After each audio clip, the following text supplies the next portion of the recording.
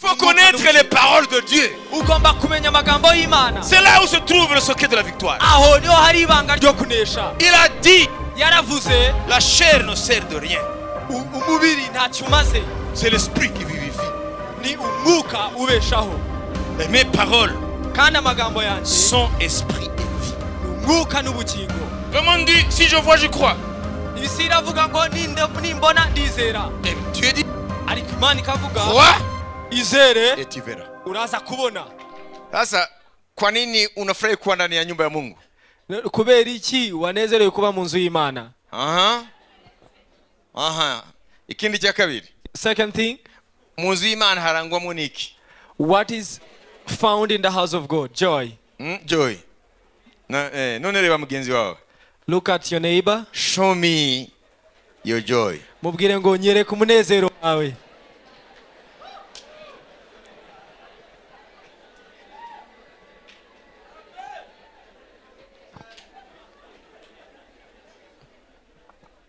Show me your joy. mubaze mubwire ngo nyereka umunezero wawe.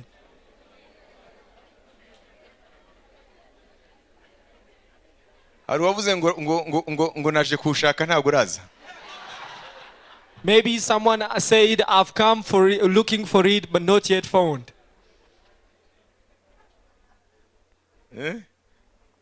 Tu sais, quand tu n'as pas la communion vivante avec Dieu, même si tu es dans la maison de Dieu, tu ne connaîtras jamais la joie du Seigneur. kuvuga iyo udafite ubusabane buzima n'Imana, niyo waba uri mu nzu y'Imana, ntabwo uzigera ubona umunezero w'Imana. Vous comprenez? Murabyumva? Et quand tu vas sourire, ça ne sera que des grimaces. nunaseka biraba nyine ntago ari kumwenyura nyako. Des grimaces. Vous savez les grimaces? biraba ari nko gushinyika. Comme les singes là. Gushinyika. Ça s'appelle singer. ni ugushinyika. Dieu ne vous a pas donné Imana ntabwo yabahaye une fausse joie. umunezero upfuye. Et tu ne dois jamais forcer. kandi ntabwo ugomba kubihatiriza. C'est l'esprit qui dépose en toi. ni umwuka bishyira muri wowe.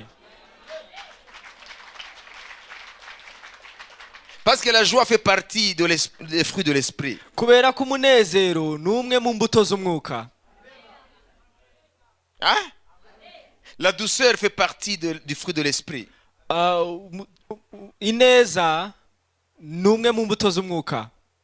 Donc, si tu vois la liste dans Galates 5, 22 là, quand tu dis la liste du fruit de l'esprit, il y a la joie, il y a tout ce que je viens de vous dire. ukuvuga nusoma urutonde rw'imbuto z'umwuka hariya mu Bagalatiya 5, je pense que tout le monde aimerait avoir une vie remplie de ce fruit. ni ukuvuga ndibwira ko buri muntu wese agomba kugira ahamagariwe kugira ubuzima bwuzuye izo mbuto. Il aimerait. yakwishimira kugira ubuzima bwuzuye qui n'a pas vraiment, qui ne veut pas une vie remplie de joie. ese ninde udashaka ubuzima bwuzuye umunezero? La joie vraiment. umunezero mu by'ukuri. Vous me dire vraiment. Ça commence l'amour. Mais le fruit de l'esprit, c'est l'amour.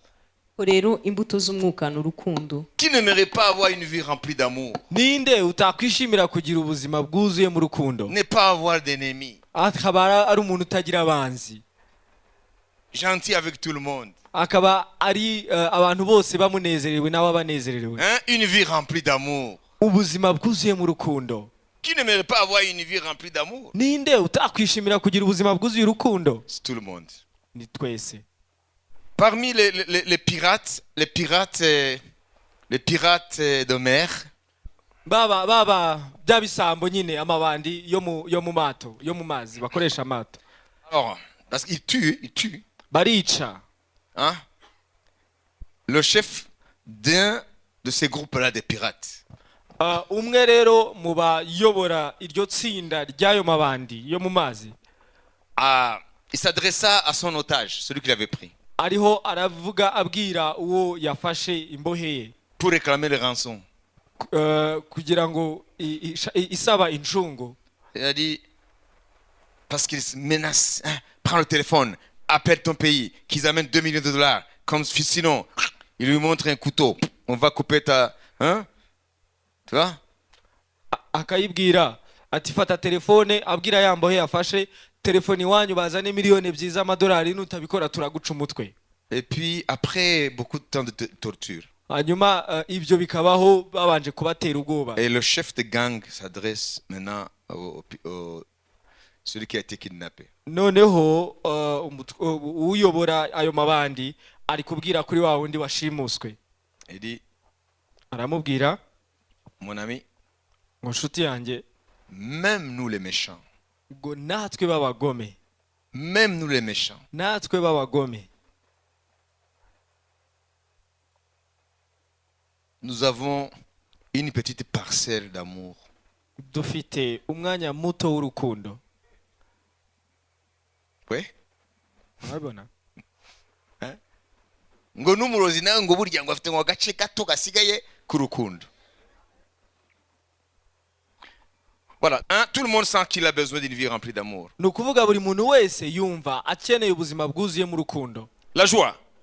umunezero. Tout le monde a besoin de voir sa vie remplie de joie. buri muntu wese yumva akeneye kubona ubuzima bwe bwuzuyemo umunezero. La joie, la joie, la joie. umunezero, umunezero, umunezero. Mais on ne la fabrique pas. ariko ntabwo ari ibintu bafinda ngo bize. Tout le monde a besoin de la paix.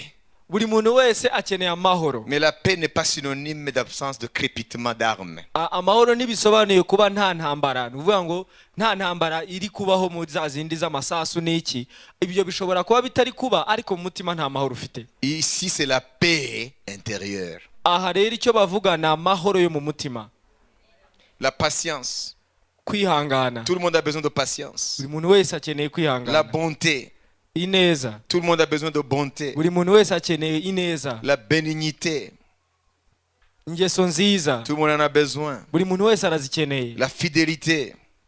gukiranuka. Tout le monde en a besoin. buri muntu wese arabikeneye. Fidélité, c'est ubwizerwa. kuba Tout le monde en a umwizerwa. besoin. buri muntu wese arabikeneye. La douceur. kugwa neza. Ne pas être violent. utabura umuntu, ukabura umuntu utari umuntu uhubuka w'amahane. Parler avec douceur. ukabura umuntu uvuga woroheje. Ne pas parler comme François. ntuvuge nka François. Parler avec douceur. ukavuga woroheje. Je me répands devant vous. ndihannye imbere yanyu. Parce que je ne parle pas avec douceur. kubera ko simvugana ubugwaneza. Je me répands vraiment. ni ukuri ndihannye. J'aurais dû prendre cette attitude nagombaga nanjye kwitwara gutyo. et vous dire ceci. nkababwira ngo Tous nous sommes enfants de Dieu. twese turi abana b'Imana. Bouddhistes ou pas bouddhistes. waba uri budiste Chrétien ou cyangwa pas chrétien. waba uri umukristo cyangwa utari umukristo. Sorcier ou pas sorcier. waba uri umurozi Voleur ou cyangwa pas utari we. voleur. waba uri umujura cyangwa utari we. Meurtrier ou pas waba uri meurtrier. umwicanyi cyangwa utari we. Nous sommes enfants de Dieu. twese turi abana b'Imana. Dieu vous aime. Imana irabakunda. Nous irons au ciel tous. tuzajya mu ijuru twese. Dieu est amour. Imana ni urukundo. C'est le don de l'esprit qui s'appelle le fruit de l'esprit, la douceur. rero aho ndiho ndakoresha imwe muri za mpano z'umwuka yitwa kugwa neza. Dieu sait que vraiment Imana rwose irabizi tu es faible. yuko uri umunyantege Il nke. le sait. irabizi. Néanmoins, nubwo tu iras au ciel. n'ibyo byose hamwe n'ibyo uzajya mu ijuru. Dieu vous aime. Imana irabakunda. Jésus est mort pour tous. yesu yapfuye ku bwoko Et bwa tous bose, iront au ciel. kandi bose bazajya mu ijuru.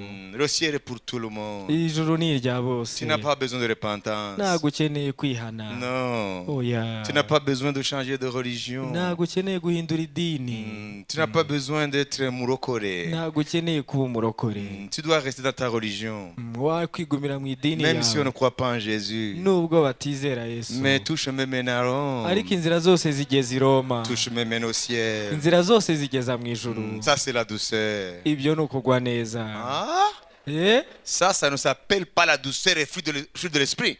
ibyo ntabwo byita kugwa neza, imwe mu mbuto z'umwuka. Ça s'appelle la berceuse du diable pour amener les gens en enfer. ibyo byitwa ubushukanyi bwa satani ngo burimbure abantu. Maintenant, je manque de douceur. ubu rero nabuze ukugwa neza. Munyihanganire. Vous comprenez? murabyumva? Et c'est au ciel où vous allez approuver à sa juste valeur ce que je vous dis. mu ijuru niho muzaha agaciro gakwiriye ibyo ndiho ndavuga. Quelqu'un m'a dit un jour, umuntu umwe yarambwiye, les gens disent que tu es quelqu'un qui est dur. ngo abantu baravuga ngo uri umuntu ukaze. Tes messages sont durs. Ubutumwa utanga burakaze. Mais le temps que je passe avec toi, mais il n'y a pas vraiment quelqu'un qui a la douceur comme toi. ngo ariko ngo igihe maranye nawe nta muntu ndabona ufite kugwa neza La nkawe. Bible dit, Bibiliya iravuga l'Éternel châtie ceux qu'il aime. ngo Uwiteka acyaha abakunda. Châtier n'est pas synonyme de manque de douceur. Gucyaha ntabwo bisobanuye kugwa neza. Hein? Parce que moi aussi, j'aimerais que tout le monde m'accepte. Hein? Kuko nanjye nakwishimira ko bose banyemera. Ne pas toucher à leurs affaires. Hein? Sinkore ku bintu byabo. J'aimerais Dieu nous aime. Nakwishimira kuvuga Imana iradukunda.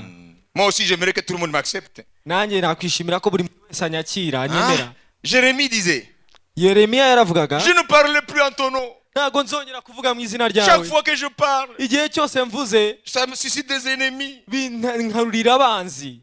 Tout le monde est devenu ennemi de Jérémie. Buri muntu wese yabaye umwanzi wa Yeremiya. Alors je ne parle plus en ton nom. Rero ntabwo nzongera kuvuga mu izina ryawe. Parce qu'avant de parler en ton nom, Kubera ko mbere yuko mvuga mu izina ryawe, tout le monde était ami avec Jérémie. umuntu wese yakundaga Maintenant Yeremiya. quand je parle en ton nom, Ariko ubu noneho mvuga mu izina ryawe, les ennemis deviennent nombreux. abanzi babaye benshi. Et quand il dit ça, Hanyuma avuze atyo, le feu de Dieu tombe dans ses entrailles umuriro w'Imana umanuka mu nzu et le y'inda ye. consume Hanyuma urawutwika jusqu'à ce qu'il parle en son nom. kugeza aho noneho yatoboye akomeza kuvuga mu izina Chaque ryawe. fois qu'il dit je ne parle plus en ton nom, Igihe cyose yavuga ngo sinzongera kuvuga mu izina le ryawe, feu de Dieu le consume dans ses entrailles umuriro w'Imana waramukongoraga mu nda ye jusqu'à ce qu'il parle en son nom. kugeza igihe apfunguye akavuga mu izina Pourquoi est-ce ryawe. que Jérémie, quand il venait dans la ville, Kubera iki Yeremiya yageraga mu murwa on disait le prophète de malheur arrive? ngo umwanuzi w'ibyagaraje?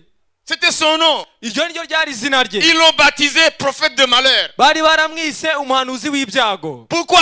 Kubera iki? Parce que quand il se levait, Kubera ko iyo yahagurukaga, c'était pour dénoncer les péchés du peuple. iyo yahagurukaga yavugaga ibyaha by'ubwoko. Et les gens n'aiment pas qu'on les touche Kandi abantu ntibakunda ko bakora ku dans byabo, ce domaine intime. bakora kuri ibyo byabo byihariye. Les gens n'aiment pas qu'on pointe la main, le doigt sur leurs péchés. Abantu ntibakunda ko batunga urutoki ku byaha byabo. Les gens aiment qu'on les berce. Abantu bakunda ko babagaza gusa. Ils veulent qu'on les mette dans les balançoires. Bakajya babazunguza, ni ukuvuga ngo babakorera Il y a ibibagusha. des églises balançoires. Hari amatorero ameze nka bya bintu by'umunyenga. Il y a des églises, hein, il y a des églises dos de maman. Papa bébé, papa papa, papa, tira hano, tukute, papa papa. Il y a des églises balançoires. Hari amatorero ameze nka bya bikinisho by'abana bitanga umunyenga. Vous comprenez? Il y a Murabyumva? des églises comme le dos de maman. Amatorero ameze nk'umugongo wa mama. Touche pas au péché des gens. Ntukore ku byaha by'abantu. Touche pas à ce qui ne va pas. Ntukore ku bitagenda. Il faut les bénir tout le temps.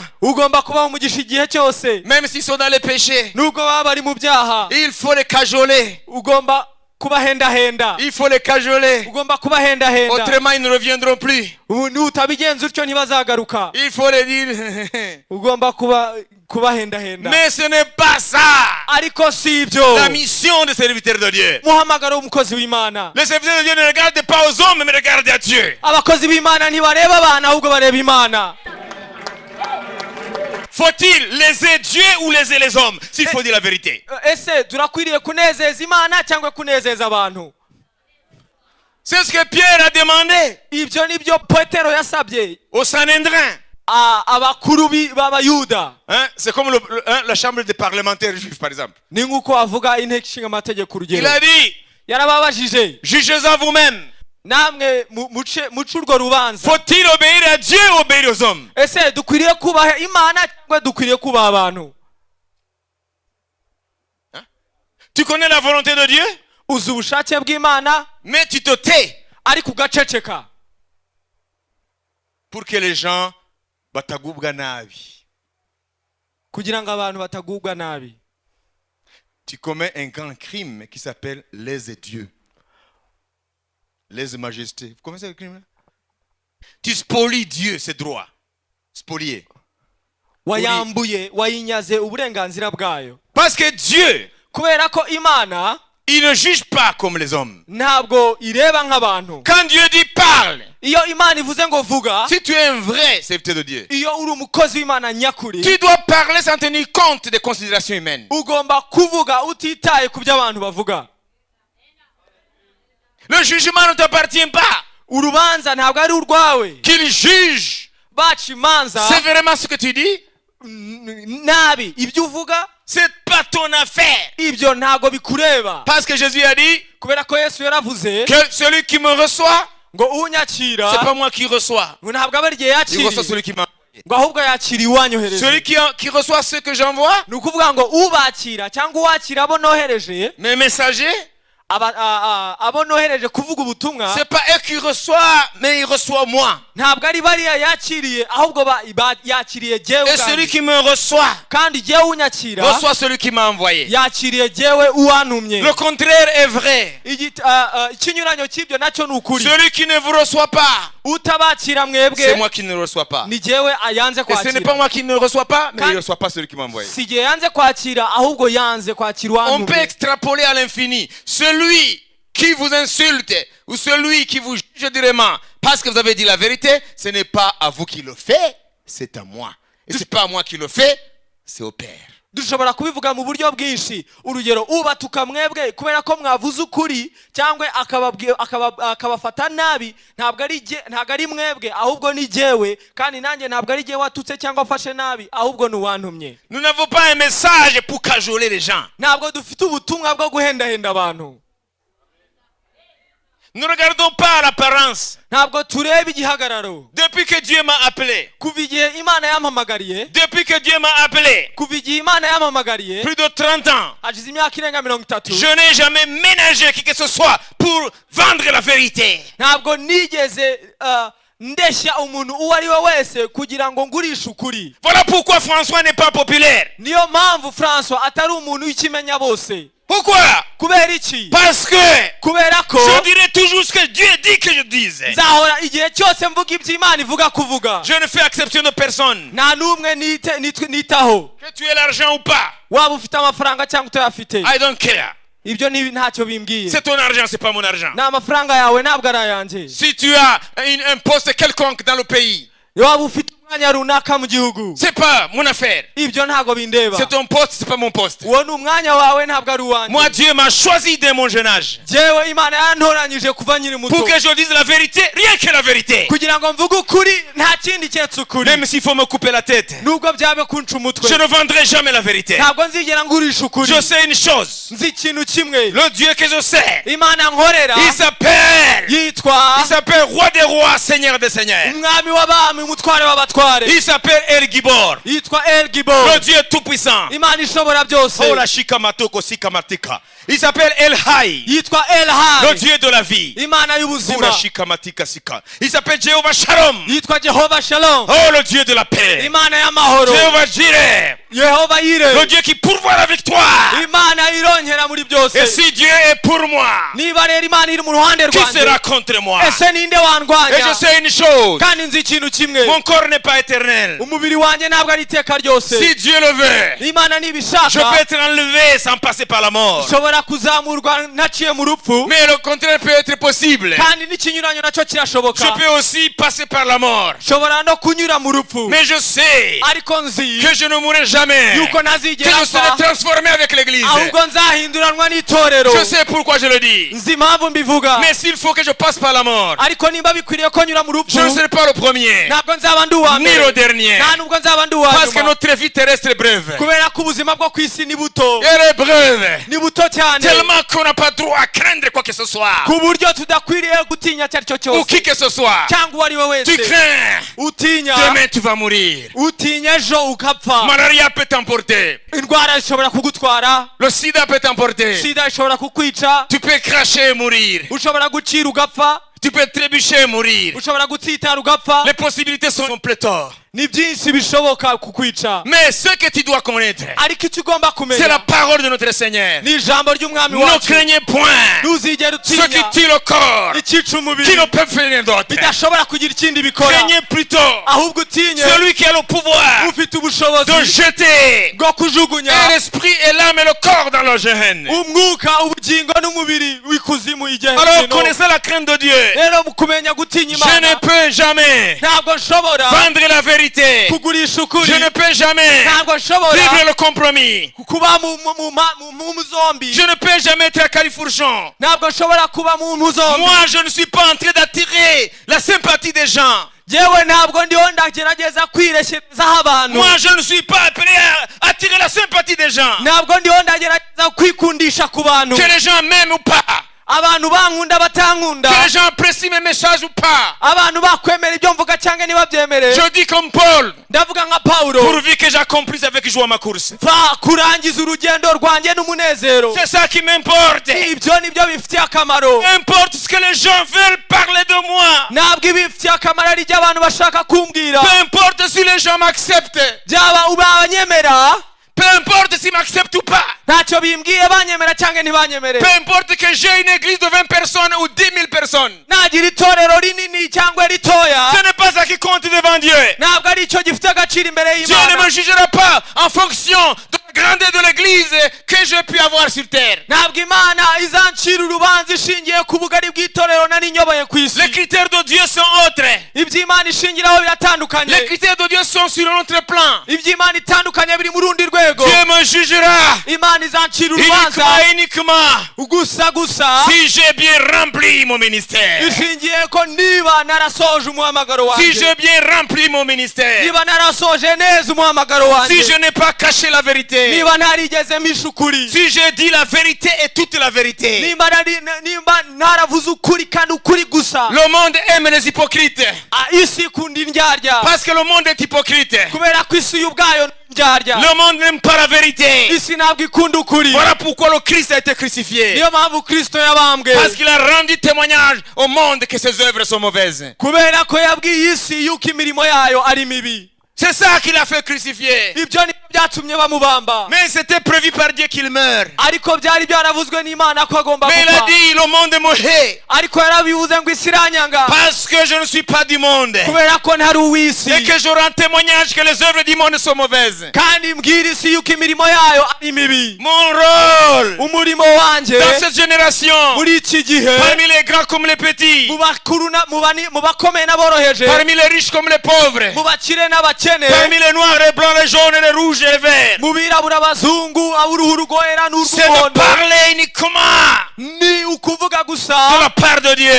mvuga mu ruhande rw'imana Que le monde yuko isi est sous la condamnation de Dieu. iri munsi yo gucirwaho iteka Que le n'imana monde est sous la condamnation de Dieu. yuko isi yaciriweho iteka Qui n'imana que tu sois, uwo ari wo tu es wese sous la condamnation de Dieu. uri munsi y'urubanza no gucirwaho iteka n'imana Quelles que soient tes richesses, ubutunzi bwo aribwo bwose quel waba que soit ufite ton nom, izina waba ufite iryo ari ryo quelle que ryose soit ta grandeur, ugukomera waba ufite kariko quelle que kose soit ta religion, idini ryawe iryo tu ari ryo es sous la ryose condamnation uri munsi yo gucirirwaho iteka devant le tribunal de Dieu. imbere y'urubanza Tu as y'urukiko été déjà rw'imana condamné. wowe wamaze gucirwaho iteka Jésus a dit, yesu yaravuze Jésus a dit, yesu yaravuze Jésus a dit, yesu yaravuze maintenant a lieu la condamnation de ce monde. ngo dore noneho isi iciriweho iteka Maintenant a lieu le jugement de ce monde. ngo dore noneho isi ibonye urubanza Parce que le prince de ce monde va être jeté dehors. kubera ko umutware w'isi agiye kujugunywa hanze Ça c'est Satan qui est le maître uwo ni satani niwe mutware de ce monde de ténèbres. niwe mutware w'isi Ce y'umwijima monde que vous aimez tant. isi mukunda cyane Ce monde que vous aimez tant. isi mukunda cyane C'est un monde qui est condamné. ni isi yaciriweho iteka C'est un monde qui n'aime pas Dieu. ni isi idakunda imana Si tu aimes le monde, niba ukunda isi l'amour de Dieu n'est point en toi, dit Jacques. urukundo rw'imana ntiruri muri wowe niko yakobo yavuze Parce que celui qui aime le monde, kubera ko ukunda il isi se fait ennemi de Dieu. aba abaye umwanzi Et la w'imana Bible dit, kandi bibiri ce iravuga qui est dans le monde ngo ibyo biri mu ne isi vient pas du Père, ntabwo bituruka kuri mais data vient du monde. ngo ahubwo bituruka ku C'est la isi convoitise des yeux. ngo ni irari ry'amaso C'est l'orgueil de la vie. ni ukwirata kwirata iby'ubu buzima C'est la convoitise de la chair. ngo ni irari ry'umubiri Ça ne vient pas de Dieu, ntabwo ibyo bituruka ku mais ça mana vient du monde. ahubwo bituruka mu isi Jésus est venu yesu yaraje pour rendre témoignage kugira ngo de ahamirize ces vérités. yuko kuri Que le monde a besoin d'un sauveur. yuko isi ikeneye umucunguzi Que le monde a besoin d'un sauveur. yuko isi ikeneye Et umucunguzi Jésus, c'est ce sauveur-là. kandi yesu niwe mucunguzi Il est ikeneye venu sauver. yaraje ngo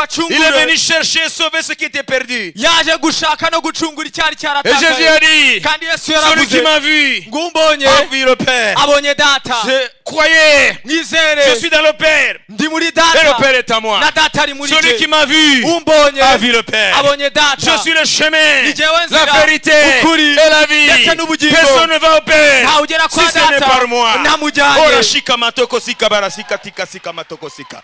Ça c'est la vérité immuable de Dieu. uko ni ukuri kudahakanwa kw'imana Et avant de terminer, mbere y'uko nsoza ouvrons la Bible tout de suite. dufungure bibiliya byihuse Ora shika matika sika matika sika matika. Ouvrons la Bible maintenant. twifungure bibiliya twihuse Dans les psaumes 12, 7. zaburi 12 ku murongo wa karindwi Vite. Ora tubangutse shika matika sika matika sika. Ira inta onta inta.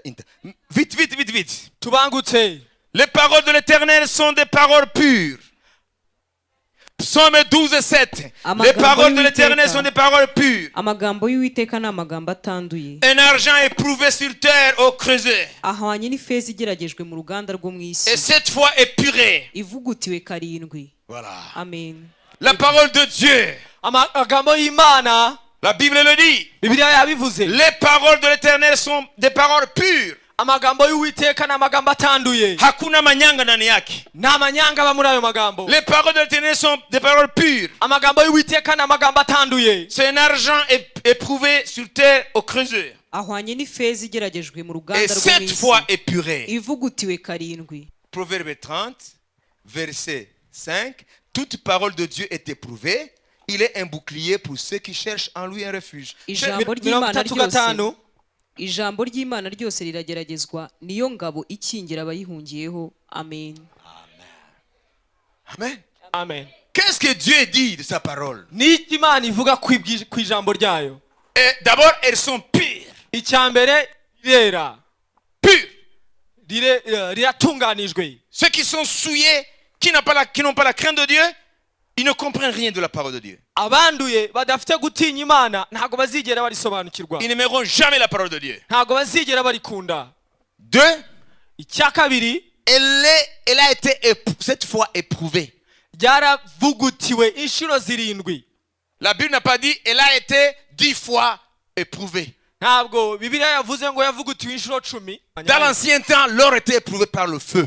mu gihe cya kera zahabu yageragereshwaga umuriro Comprenez? murabyumva À de hautes températures. umuriro mwinshi cyane Il y a ce qu'on appelle la température, le point de fusion. Le point de fusion. C'est qu'on chauffe quelque chose, un métal, jusqu'à atteindre son point de fusion. Quand on atteint le point de fusion, ça devient fluide. ni ukuvuga baratwika kugeza aho bishobora noneho kuyonga Ah. Alors, quand c'est l'or, rero iyo ari zahabu l'or ne va pas ntabwo zahabu fondre. izigera iyonga Mais l'or, au lieu de fondre, va manifester sa pureté. ahubwo aho kugira ngo ishonge cyangwa ishonge ahubwo irushaho kugaragaza ubwiza bwayo Sa noneho brillance. ubwiza bwayo Alors, l'or est éprouvé par le feu. rero zahabu igeragereshwa umuriro Ainsi, la parole de Dieu, rero ijambo ry'imana avant que Dieu l'envoie sur terre, mbere y'uko imana iryohereza mu isi Dieu l'a éprouvé 7 fois dans les fournaises célestes. imana yayivugutuye inshuro zirindwi mu mafuru yo mu ijuru Tu amen. vuga amen Cette parole que tu as iryo jambo ufite est passée 7 fois dans les fournaises, dans les hauts fourneaux de Dieu. ryanyuze inshuro zirindwi mu mafuru yo mu ijuru ashyushye cyane Et la parole est sortie. hanyuma ijambo rirasohoka Et Dieu l'a regardé. imana irarireba Et Dieu a dit, imana iravuga tel je suis, uko ndi telles sont mes paroles. niko ijambo ryanjye riri Est-ce que vous comprenez? ese ibyo murabyumva Ces paroles aya magambo de Dieu, y'imana avant que Dieu les envoie sur terre, mbere y'uko imana yazana ku isi sont passées dans les hauts fourneaux de Dieu. zanyuze mu mafuru yo ku rwego rwo hejuru y'imana 7 fois. inshuro zirindwi Ça veut dire ni ukuvuga le maximum de fois. inshuro nyinshi zishoboka jusqu'à ce que Dieu dise kugeza igihe imana ivuga maintenant ngo noneho j'ai confiance absolue dans mes paroles. ndizeye neza ijambo ryanjye Tel je suis, uko ndi telles sont mes paroles. niko ijambo ryanjye riri Sur terre, ku isi celui qui va y mettre sa confiance, uzaryizera celui qui va y croire, uzaryizera celui qui va y fonder sa vie, uzashingiraho ubuzima bwe ce sera fondé sa vie sur moi. azaba ashingiye ubugingo bwe kuri jyewe Si je ne choue jamais, niba ntajya ma neshwa parole ne chouera jamais. ijambo ryanjye ntirizigera rineshwa Si je suis créateur, nimba ndi umuremyi mes paroles sont créatrices. amagambo yanjye nayo ashobora kurema Tel est Dieu, uko imana iri telle est sa parole. niko ijambo ryayo riri Porashika matika sika. Qu'est-ce qu'il a dit Dieu? n'iki imana yavuze Ma parole n'est-il pas un marteau ngo ese ijambo ryanjye si inyundo qui brise les rocs? ngo rimenagura ibitare Ma parole n'est-il pas un feu ese ijambo ryanjye si umuriro qui consume tout ce qui n'est pas de Dieu? ngo ukongora ibitari iby'imana byose Ma parole, ngo ese ijambo c'est un ryanjye marteau, ni inyundo c'est du feu. ni umuriro Dieu est en train de parler des mérites de sa parole. imana iri iravuga agaciro k'ijambo ryayo Ma parole n'est-il pas une épée ngo ese ijambo ryanjye si inkota qui coupe tout, ngo icagagura byose qui sectionne tout? igatandukanya byose Dieu est en train de parler de sa parole. imana iri kuvuga ku ijambo Et ryayo il dit dans Hébreu, hanyuma ikavuga mu baheburayo devant ma parole, imbere y'ijambo ryanjye toutes les créatures sont à nu. ibyaremwe byose byambaye ubusa Et ma parole kandi ijambo ryanjye dit Amen. vuga amen Elle est plus tranchante qu'une épée à double tranchant. ngo riratyaye kuruta inkota y'ubugi bwombi Elle juge les sentiments, elle partage l'âme et l'esprit. ribasha kumenya umutima w'umuntu rigatandukanya ubugingo n'umubiri Ma parole, ngo ijambo ryanjye c'est un marteau. ni inyundo Et je veux maintenant noneho ndashaka que ton cœur, yuko umutima wawe ton cœur, umutima wawe ton cœur, umutima wawe si c'est un rocher, niba ari urutare la parole de Dieu va frapper sur le rocher. ijambo ry'imana riraza gukubita kuri urwo rutare L'incrédulité va voler en mille morceaux. ukutizera kuraza gutumuka La parole de Dieu est un marteau ijambo ry'imana ni inyundo qui brise tous les rocs. rimenagura ibitare byose Le roc de la religion, ibitare by'idini le roc du matérialisme, ibitare byo gukunda ibintu le roc du péché de tout genre. ibitare by'ibyaha by'uburyo bwose La parole de Dieu est un marteau. ijambo ry'imana ni C'est inyundo ce que Dieu dit par Jérémie. ibyo ni byo imana yavuze muri Ma yeremiya parole est un feu yuko ijambo ry'imana qui n'umuriro consume tout ce qui n'est pas de Dieu. rikongora ibitari iby'imana Tout ce byose qui ne glorifie pas Dieu. ibidahesha imana icyubahiro C'est byose une double tranchant. ni inkota y'ubwobugi bwombi Aujourd'hui, toutes les chaînes vont être coupées. uyu munsi imigozi yose iraza gucika Au nom de Jésus. n'izina rya yesu Les chaînes du péché, imigozi les y'ibyaha chaînes de maladie, imigozi y'uburwayi des insuccès. kudahirwa Horashika matika sika maratika. Ça, c'est la parole de Dieu. iryo ni ijambo ry'imana Alors, on nous dit quoi? rero ndavuga iki La parole de Dieu est éprouvée ijambo ry'imana ryaravugutiwe et le juste, hanyuma il umukiranutsi trouve son bouclier. niho akura ingabo ye La parole de Dieu est un bouclier. ijambo ry'imana ni ingabo Est-ce que tu crois? ese ibyo urabyizera Toute parole ijambo ryose de Dieu ijambo ry'imana ryose rirageragezwa est éprouvée. rirageragezwa Il est un bouclier pour ceux qui cherchent en lui un refuge. niyo ngabo ikingira abayihungiyeho. Proverbe 35, toute parole de Dieu est éprouvée. imigani 35 ngo ijambo ryanjye ryose rirageragezwa Éprouvée, ça veut dire que kugeragezwa ni ukuvuga elle a passé toutes les épreuves. ryanyuze mu bigeragezo byose Elle a été trouvée rigaragara ko véritablement la parole du Créateur. ari ijambo koko ry'umuremyi. Notre problème, ikibazo cyacu nous ne croyons pas que la Bible est la parole de Dieu. ntabwo twizera yuko bibiliya ari ijambo ry'imana. Nous pouvons croire à un homme plutôt que croire à Dieu. dushobora kwizera umuntu kurusha kwizera imana. La parole de Dieu est infaillible. ijambo ry'imana ntirineshwa. La parole de Dieu est infaillible. ijambo ry'imana ntirineshwa. Elle résiste à toutes les épreuves. rica mu bigeragezo ibyo ari byo byose. Tu ne peux pas croire à la parole de Dieu ntabwo ushobora kwizera mu ijambo ry'imana et à long terme dire que Dieu est menteur. hanyuma uzavuge ngo imana irabeshya. Personne n'a jamais dit que Dieu est menteur. nta muntu n'umwe wigeze avuga ko imana ibeshya S'il a marché fidèlement avec Dieu, niba yaragendanye koko n'imana mu selon gukiranuka la parole de Dieu. nk'uko ijambo ry'imana riri. Si Dieu dit, imana nimbivuze en lui, ngo muri we, en Christ, muri kristo, c'est là où tous les péchés sont pardonnés. niho ibyaha byose bibabaririrwa. Tu dois y croire, ibyo ugomba kubyizera car Dieu l'a dit. kuko imana niko yabivuze. C'est en son nom ni mu izina rye que la repentance va être annoncée. ukwihana kuzaba. C'est en son nom que la repentance va être annoncée depuis Jérusalem jusqu'aux extrémités de la terre.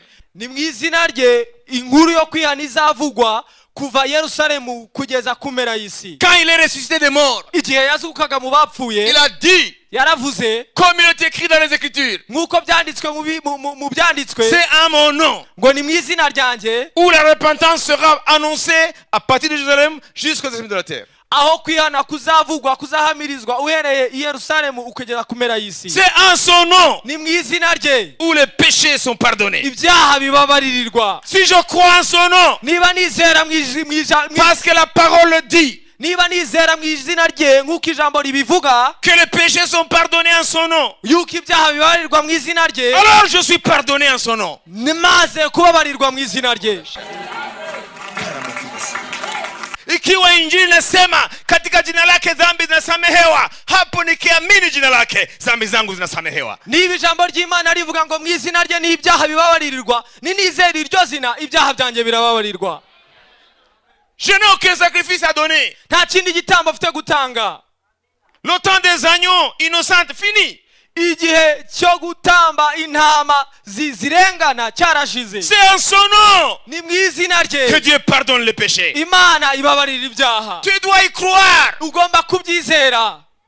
Tu ne dois pas croire parce que ta vie a déjà changé. ntabwo ugomba kwizera kuko ubuzima bwawe bwamaze guhinduka. Non. oya, Si tu crois en son nom, niwizera izina à rye l'instant même, uwo mwanya nyine tes péchés sont pardonnés. ibyaha byawe C'est birababariwe. la Bible qui le dit. iyo ni bibiri bivuga. Et après cela, nyuma y'ibyo la transformation, uguhinduka c'est la conséquence de marcher avec lui. ni ingaruka zo kugendana nawe.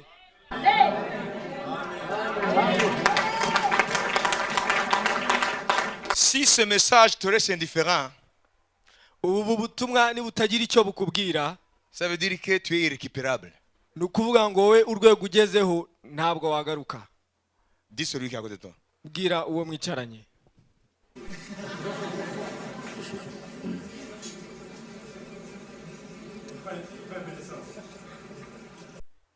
Hata shetani akatae, hata shetani akatae, hata shetani akatae, neno laenda mbele. satani uko yabyanga kose ijambo rizakomeza rijya imbere. Hata na wewe ukatae, hata na wewe ukatae, hata na wewe ukatae, neno laenda mbele. nawe nushaka ubyange cyangwa ubihakane ijambo ryo rirakomeza imbere. Pourquoi la parole de Dieu kubera iki ijambo va ry'Imana continuer? rizakomeza Bon gré malgré. bya uko byagenda kose. Ah. Écoutez ce que Dieu dit. imvubyi w'Iteka avuga.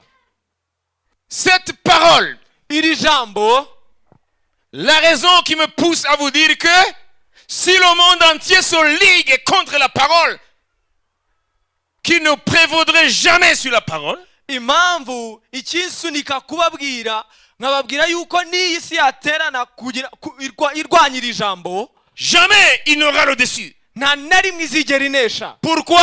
kubera iki? Pourquoi? kubera iki? Parce que le Créateur kubera ko umuremyi égare sa parole. angana n'ijambo rye. Si nous pouvons vaincre Dieu, niba dushobora kunesha Imana, nous pouvons arrêter sa parole. dushobora no guhagarika ijambo ryayo. Dieu a dit, kubera ko Imana yaravuze, si les lois qui régissent les planètes, niba amategeko ategeka agenga isanzure peuvent être changées, ashobora guhindurwa, alors aho rero ma parole sera changée. ijambo ryanjye naryo rizabasha guhindurwa. Ce que j'ai dit à Israël peut être changé. ibyo navuze kuri Isirayeli bishobora guhinduka, Mais aussi longtemps ariko igihe cyose que les lois qui gouvernent l'univers sont immuables, amategeko agenga isi adashobora guhinduka, alors ma parole est immuable. n'ijambo ryanjye rero ntirishobora guhinduka. Ma parole est immuable. Ijambo ryanjye ntirishobora guhinduka, Il faut y faire confiance. igomba kuryizera. Dieu te dit, ye Imana irakubwiye, celui qui croit en moi, unyizera il ne sera point confus. ntabwo azigera akorwa n'isoni. J'y crois, ndabyizeye, dire comme faire.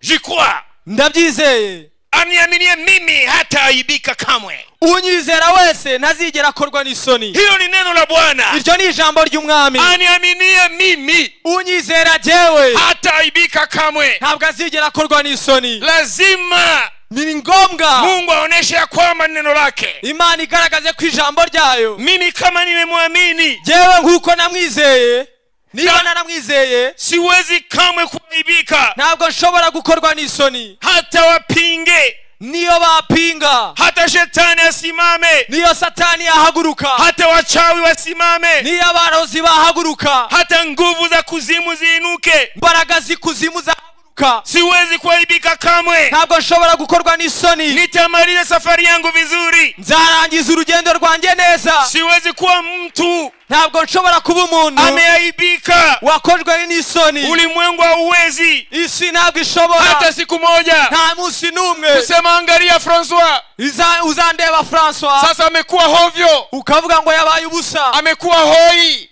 yakozwe n'isoni. Ah, oya, aussi longtemps que la parole a dit, igihe cyose ijambo ryavuze celui qui croit en moi, ngo jye il ne unyizera sera jamais confus. ntabwo azakorwa n'isoni. Je ne serai jamais confus. ntabwo nzigera nkorwa n'isoni. Today, uyu munsi, today, uyu munsi, tomorrow, ejo and forever. n'iteka ryose.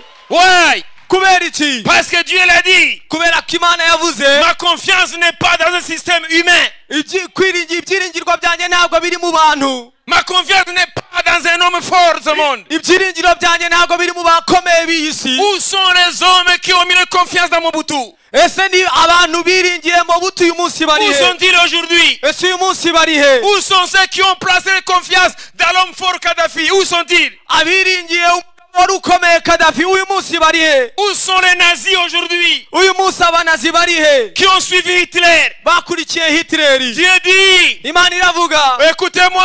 munyumve Rwandais, Rwandais, écoutez-moi. abanyarwanda, munyumve People of Rwanda, listen to me. mwe, munyumve abanyarwanda. Mungu amemwambia Isaya. Imana yabwiye Yesaya, Mungu amemwambia nabii Isaya, umwana yabwiye umuhanuzi Yesaya, tabiri, tabiri. hanura, hanura. Yesaya akamwambia Bwana, nitabiri nini? Yesaya aramubwira ngo mwami, ese hanura iki? Tabiri haya. ngo hanura ibi, Wenye mwili wote ni kama maua. abanyamubiri bose ni nk'indabo, Wenye mwili wote ni kama maua. abanyamubiri bose ni nk'indabo, Wenye mwili wote ni kama majani. abamubiri yose ni nk'ibyatsi. Maua yanachipuka ururabo rurarabya mu gitondo, lakini jioni ariko nimugoroba amekauka. bikuma. Havyo ndivyo wenye mwili walivyo. uko niko abanyamubiri bameze. Bwana, nitabiri nini? ese mwami, manura iki? Tabiri. hanura. Yesaya, nitabiri, tabiri. Yesaya, hanura, hanura. Waambie wanadamu, bwira abana b'abantu, waambie walimwengu. bwira abo mu isi. Ninachanganya ndimi ili muweze kusikia ukweli wa Mungu. ndiho ndavanga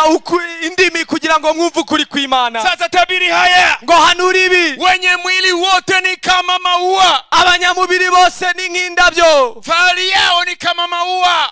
ibyirato byabo, ibyubahiro byabo ni Leur nk'indabo, gloire est comme l'herbe.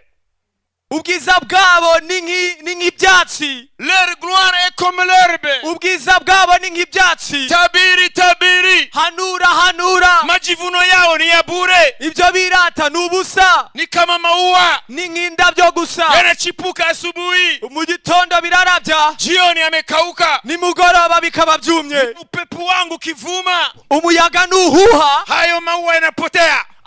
izo ndabyo nazo zirabura. Na ukiangalia mahali alipokuwepo, wareba ahandi zari ziteye, hauyaoni tena. ntabwo wongera kuzibona. Hivyo ndivyo wanadamu wanadamu walivyo. ibyo nibyo abana b'abantu baribo. Akasema Aravuga ongeza tena utabiri. ngo ongera uhanure. Nitabiri ni tena Bwana. ngo se manura iki mwami? Yesu atabiri haya. Yesaya hanura gutya, Bali neno langu ladumu hata milele. ngo ijambo ryanjye ryo rizaguma iteka Bali ryose. neno langu ladumu hata ngo milele. ijambo ryanjye ryo rizaguma iteka ryose. Bali neno langu ladumu hata milele. ngo ariko ijambo ryanjye rizahora iteka ryose. Ma parole subsiste éternellement. ijambo ryanjye rizahora iteka Huo ni ryose. Mungu alisema hayo. iyo ni Imana yavuze ayo Huo ni magambo. Mungu mwenye nguvu. iyo ni Imana ishobora byose. Mambo yote ya ulimwengu byose byo ku isi yanayotudanganya, ibidushuka bitubeshya, Mungu amesema ni maua. Imana yaravuze ngo ni indabyo gusa. Gari yako nzuri ni maua. imodoka yawe nziza ni indabo gusa. Kesho haitakuwepo tena. ejo ntabwo izaba ihari. Nyumba yako nzuri ni maua. inzu yawe nziza ni indabo gusa. Vyeo vyako vyote ni maua. ibyo utunze byose ni indabo gusa. Na wewe peke yako mwili wako ni maua. ibyubahiro byawe ni indabo gusa. Ila nawe umubiri neno wawe la ni indabo Bwana gusa.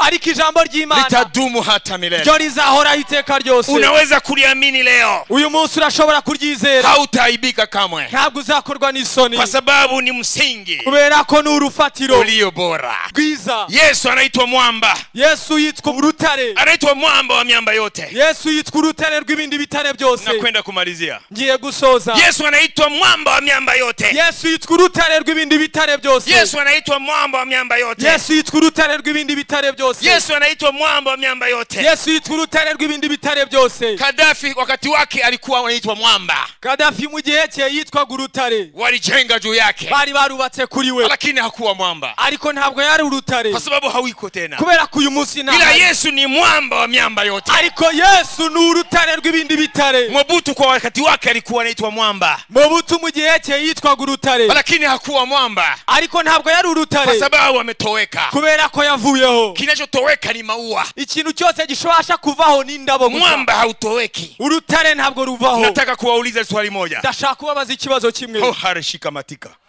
Ha? mwumve, Kabla ya genocide ya Rwanda, mbere yuko haba genocide mu Rwanda, palikuwa hii miamba, hii milima hari iyi misozi inayofanywa na miamba, yari ikozwe n'ibitare. yupo mpaka leo. n'uyu munsi dufite imisozi, na mbere ya genocide yari ihari. Ilikuwepo. yari ihari. Sasa wakati mbele ya genocide na genocide palikuwa maua. ese mbere ya genocide no mu gihe cya genocide hari indabo. Sasa hiyo maua yapo, ese izo ndabo ziracyahari, lakini milima ipo, ariko imisozi irahari. kwa nini? kubera iki? Kwa nini maua yametoweka paka wote nyingine, lakini milima haijatoweka? Hakuna Mount Kigali ya mbele ya genocide na Mount Kigali after genocide. Kwa nini? kubera iki indabo zavuyeho ariko imisozi ikaba igihari? ntabwo harimo Kigali ya mbere ya genocide n'iya nyuma ya genocide, yose ni Mount Kigali niko yari iri. Lakini maua ya wakati ule yametoweka, ariko indabo zo muri kiriya gihe zo zarashize, ntabwo zihari. kumekuja maua mengine, haje izindi ndabo nyinshi. kwa nini? ese kubera iki byo? Kwa sababu hii ni ukweli wa neno la Mungu. kubera kuko ni ukuri kw'ijambo ry'Imana. Ile milima itakuwepo, iriya misozi izagumaho, kwa sababu imefanywa na miamba. kubera ko ikozwe n'ibitare. Sasa Yesu ni mwamba wa milele. rero Yesu ni urutare rw'iteka ryose. C'est le rocher des siècles, ni urutare rw'ibihe byose. the rock of ages. urutare rw'ibihe byose. Watu wote ni maua, abantu bose ni indabo gusa. systems zao ni maua, uko babaho, uko bakora ni ila Yesu ni mwamba. ariko Yesu ni urutare. Biblia inasema, Biblia iravuga, Biblia inasema Biblia iravuga, ulimwengu unapita na mambo yake, isi irashira n'ibyayo, bali neno la Mungu ladumu hata milele, ariko ijambo ry'Imana riguma iteka ryose. na anayeliamini kandi uryizera ataishi milele, azabaho iteka ryose. kwa sababu mwamba ni wa milele, kubera ko urutare ni urw'iteka na ryose. umejenga juu ya mwamba wa milele. nawe niwubaka kuri urwo rutare ni uw'iteka ryose. Ukijenga juu ya pesa, niwubaka ku mafaranga, hiyo ni maua. zo ni indabo. Ukijenga juu ya vyeo, niwubaka ku byubahiro, hiyo ni maua. ibyo nabyo ni Ukijenga indabo. juu ya wanadamu, niwubaka ku bantu, hiyo ni maua. ibyo nabyo ni indabyo. Ukijenga juu ya system za watu, niwubaka kuri systeme z'abantu, hiyo ni maua. ibyo nabyo ni indabyo. Uwe passé le communisme, ese communisme yagiye he? ça n'a duré que 70 ans. yamaze gusa imyaka 70 Fini. ihita ishira. Pourquoi? kubera iki kwa sababu ni system ya watu. kubera ko ni systeme y'abantu Ulimwengu unabadilika, isi irahinduka wanadamu wanabadirika, abantu barahinduka mambo yanabadilika, ibintu birahinduka vyote vinabadilika, byose birahinduka ila Yesu habadiliki. ariko Yesu nahinduka Yesu ni wa milele. Yesu ni Uwiteka ryose. Usiwe miongoni mwa watu wanajaa makanisani hawabadiliki. Ntuzabe muri ba bandi buzura amatorero ariko ntibahinduke. Usiku ndani pale, Oya, ntuzabe muri abo, kwa sababu hili neno ni la milele, kubera ko iri jambo ni iry'iteka ryose, limebadilisha milioni za watu, ryahinduye miliyoni z'abantu. wa milele, Mungu wa baraka ni Yesu. Wa milele, Mungu wa baraka ni oh, wa milele, Mungu wa baraka ni Yesu. Wa milele, Mungu wa baraka. Oh, wa milele, Mungu wa baraka ni Yesu. Oh, wa milele, Mungu wa upendo ni Yesu. Oh, Mungu wa baraka, Mungu wa miujiza. Oh, wa milele, Mungu mwenye nguvu ni Yesu. Oh, wa milele, Mungu wa baraka ni Yesu. Oh, Mungu wa baraka, Mungu mwenye nguvu. Huyo Mungu mwenye nguvu, Uyo Mana ishobora byose anataka leo kuingia maishani mwako. arashaka uyu munsi kwinjira mu bugingo bwawe. Ikiwa umeliamini neno, Niba wizeye ijambo utauona mkono wake. uraza kubona ukuboko kwayo. Neno lake halijashindwa. Ijambo rye ntago ryineshwa. Ikiwa ni mtumwa wa dhambi, wari uri imbata y'ibyaha, amesema kwa neno lake dhambi zinasamehewa. yaravuze mu ijambo rye yuko ibyaha bibabarirwa. Katika jina la Yesu dhambi zinasamehewa. Mu izina rya Yesu ibyaha birababarirwa. Hakuombi pesa zako. Ntabwo asaba amafaranga yawe. Ukiamini jina lake utasamehewa. Niwizera izina rye uraza kubabarirwa. Hakuombi kondoo. Ntabwo asaba intama. Amini tu Wizere gusa na utasamehewa. uraza kubabarirwa. Neno lake linasema, Ijambo rye riravuga, ukikiri na kinywa chako kwa Yesu ni Bwana, ni watura yuko Yesu ari umwami, na ukiamini na roho yako ukizera mu mutima wawe ya kwamba Mungu ameokoa toka wafu, yuko Imana yamuzuye mu bapfuye, utaokoka. uzakizwa. Wokovu ni kweli. Agakiza ni ukuri. Hatutaokoka kesho, Ntabwo tuzakizwa ejo, tumeokoka leo dukizwa uyu munsi tangu tumemwamini. kuva igihe twizereye. Aucune religion ne peut te donner cette assurance. Nta dini na rimwe ryaguha icyo cyizere. Toutes les croyances donnent des hypothèses. Imyizerere yose n'amadini yose atanga ibitekerezo gusa, Seul ibigereranya. Jésus donne l'assurance. Yesu gusa ni utanga ukuri kandi Avant même que kwizerwa. tu meurs, Mbere yuko unapfa il donne l'assurance. atanga ukuri. En vérité, je vous le dis. Ngo ni ukuri ndababwira, Celui qui croit en moi ngo unyizera vivra, azabaho quand bien même il serait mort. naho yaba yarapfuye. Et celui qui vit et croit en moi, Ngo kandi uriho akanyizera il ne mourra jamais. ntabwo azigera apfa. Il a dit devant la tombe de Lazare. Ibyo yabivugiye imbere y'igituro cya Lazaro. Comprenez? Murabyumva? Hein? Qu'est-ce qui me donne l'assurance que j'ai la vie éternelle? Ni iki kimpa icyizere cy'uko mfite ubugingo buhoraho? Pas parce que je le sens comme ça. Ntabwo ari uko mbyumva gutya. Non! Oya, J'y crois ndabyizera parce qu'il l'a dit. kubera ko yarabivuze. Notre problème, c'est que nous voulons sentir. Ikibazo cyacu ni uko dushaka kubyumvisha ibifatika. Nous sommes esclaves de la prison qui s'appelle les cinq sens. Turi imbata za gereza yitwa bwa buryo butanu umuntu yumva ibintu. La prison que moi j'appelle la prison de Thomas. Gereza jewe nita gereza ya Tomasi. Si je ne le vois pas, je ne croirai pas. nintamubona simbyizera. Ça, c'est notre problème. Icyo ni ikibazo cyacu. Mais Dieu dit, Ariko Imana iravuga, heureux celui qui croit sans avoir vu. ahiriwe uwizera atabonye. Le monde dit, si je vois, je crois. Isi iravuga ngo nimbona ndizera. Et Dieu dit, Ariko Imana ikavuga, crois izere et tu verras. uraza kubona. Crois et tu verras. Izere uraza kubona. Crois et tu verras. Izere urabona. Qu'est-ce qui est impossible à la parole de Dieu? Niki kidashobokera ijambo ry'Imana? La parole de Dieu est toute puissante. Ijambo ry'Imana rishobora byose. Parce que tel est Dieu, telle est sa parole. Kuko uko Imana iri niko ijambo ryayo riri. Jésus a dit, Yesu yaravuze, la chair ne sert de rien. umubiri nta kintu umaze. Mes paroles sont esprit et vie. Amagambo yanjye ni ubugingo n'ubuzima. Il faut connaître les paroles de Dieu. Ugomba kumenya amagambo y'Imana. C'est là où se trouve le secret de la victoire. Aho niho hari ibanga ryo kunesha. Il a dit, yaravuze, la chair ne sert de rien. Umubiri ntacyo umaze. C'est l'esprit qui vivifie. Ni umwuka ubeshaho. Et mes paroles kandi amagambo yanjye sont esprit et vie. ni umwuka n'ubugingo. Ces paroles que je vous donne de sa part aya magambo ndi kubaha aturutseho sont esprit et vie. aya magambo ni umwuka n'ubugingo. Sont esprit et vie. ni umwuka n'ubugingo. Ces paroles aya magambo sont esprit et vie. ni umwuka n'ubugingo. Quelles sont les implications? ese ibyo bivuze iki?